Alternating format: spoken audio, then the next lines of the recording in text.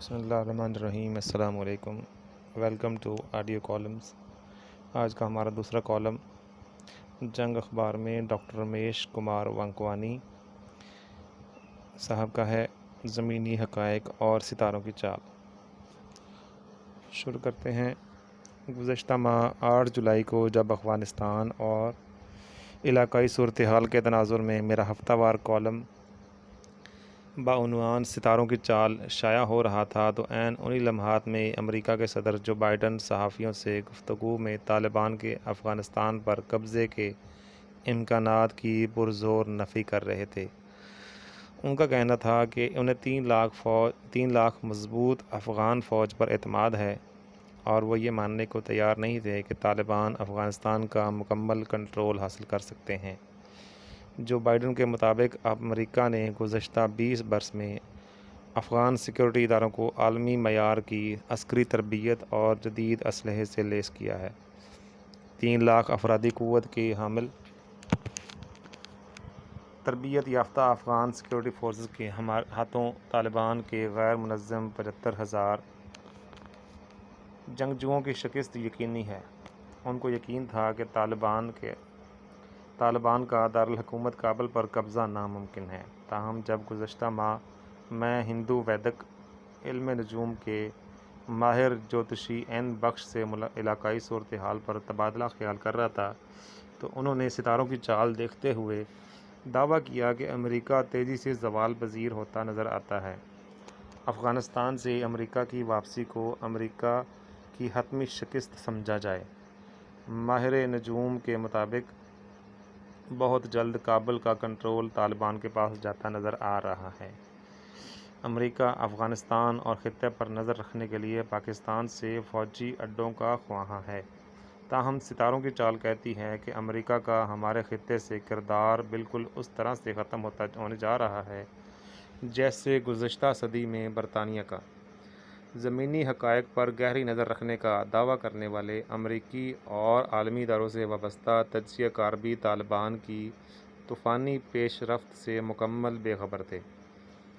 امریکی اخبار دی وال اسٹریٹ جرنل نے امریکی انٹیلی جنس رپورٹ کا حوالہ دیتے ہوئے کہا تھا کہ طالبان کو امریکی افواج کے انخلاء کے بعد کابل کا کنٹرول حاصل کرنے میں 6 سے 12 ماہ لگ سکتے ہیں۔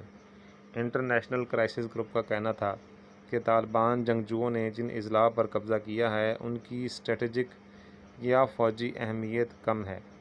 اشرف غنی حکومت کو گرانا کسی صورت ممکن نہیں۔ طالبان کی فوجی قوت کا توڑ کیا جا سکتا ہے۔ اسی طرح پینٹاگون کے سابق عہدیدار اور افغان عسکری امور کے ماہر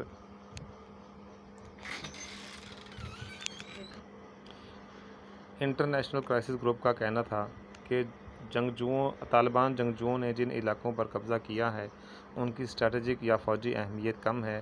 اشرف غنی حکومت کو گرانا کسی صورت ممکن نہیں۔ طالبان کی فوجی قوت کا توڑ کیا جا سکتا ہے۔ اسی طرح پینٹاگون کے سابق عہدیدار اور افغان عسکری امور کے ماہر کارٹر میلکیسین نے بھی اس امکان کو رد کیا تھا کہ مستقبل قریب میں طالبان کابل میں داخل ہو جائیں گے۔ افغانستان کے لیے امریکہ کے سابق نمائندہ خصوصی تجزیہ کار جیمز ڈوبنس کے مطابق افغانستان میں خانہ جنگی میں اضافہ ہوگا۔ انہوں نے مزید کہا کہ 5 ملین آبادی کا شہر کابل مکمل طور پر بدل چکا ہے۔ طالبان کو اس شہر پر قبضہ کرنے میں سخت مزاحمت کا سامنا کرنا پڑے گا۔ پاکستان میڈیا میں متواتر خدشات کا اظہار کیا جاتا رہا کہ افغانستان سے امریکی افواج کے انخلاء سے پورا خطہ عدم استحکام کا شکار ہوگا۔ زمینی حقائق بلا شبہ یہی اشارے کر رہے تھے کہ امریکہ کے جانے کے بعد افغانستان میں خانہ جنگی شروع ہو جائے گی۔ افغان مہاجرین کا سیلاب پاکستان کی جانب رخ کرے گا۔ ایک مرتبہ پھر پاکستان میں کلاشنکوف کلچر پروان چڑھے گا۔ مہاجرین کے بیس میں منشیات فروش اور جرائم پیشہ عناصر پاکستان آ سکتے ہیں، وغیرہ وغیرہ۔ تاہم میں نے 8 جولائی کو اپنے کالم میں ہندو جوتشیوں کی اس پیش گوئی کو نمایاں انداز میں بیان کیا تھا کہ افغانستان سے امریکہ کی واپسی خانہ جنگی نہیں بلکہ پورے افغانستان کو متحد کرنے کا باعث بنے گی۔ پاکستان اور افغانستان کے مابین دو طرفہ قریبی تعلقات کی تجدید نو ہوگی۔ دونوں ہمسایہ ممالک ماضی کی غلط فہمیوں کو فراموش کرتے ہوئے مثالی دوستی کا راستہ اختیار کریں گے۔ ایک ماہ کے مختصر عرصے میں زمینی حقائق پر نظر رکھنے والوں کے تمام اندازے وقت نے غلط ثابت کر دیے اور آسمان پر ستاروں کی چال کے مطابق کی جانے والی پیشگوئیاں 100% درست ثابت ہو گئیں۔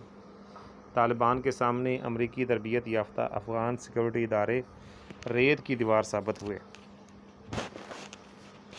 طالبان نے جس منظم انداز سے کابل کے صدارتی محل میں داخلے کے بعد دارالحکومت کا کنٹرول سنبھالا ہے، وہ دور جدید کی تاریخ کا سب سے حیران کن واقعہ ہے۔ عالمی تجزیہ کاروں کے اندازوں کے برعکس افغانستان میں کسی قسم کی مزاحمت اور خون ریزی نہیں ہوئی، بلکہ سابق صدر اشرف غنی سمیت امریکہ کے حمایت یافتہ افغان قیادت نے ملک سے فرار کو ترجیح دی ہے۔ میں سمجھتا ہوں کہ طالبان نے گزشتہ 20 برسوں میں بہت کچھ سیکھا ہے۔ انہوں نے انتقامی کارروائی کے بجائے عام معافی دینے کا بہترین فیصلہ کیا ہے۔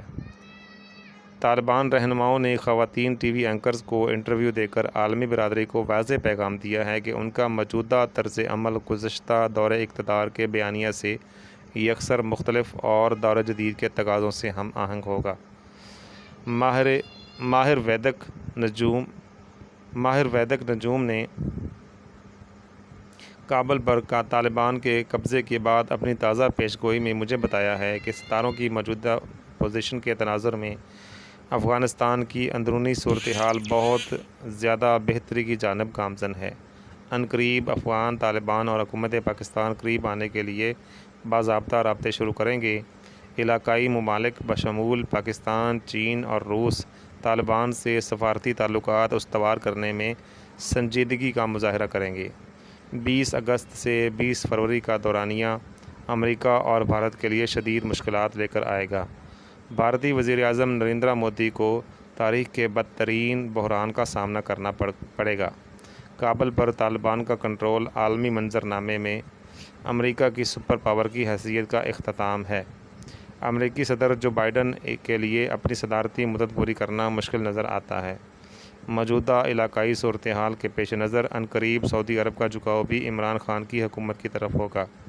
ماہر نجوم نے اپنی اس پیشگوئی کو ایک مرتبہ پھر دہرایا کہ وزیر اعظم عمران خان سال 2024 میں بھی پاکستان کی قیادت کرتے نظر آئیں گے۔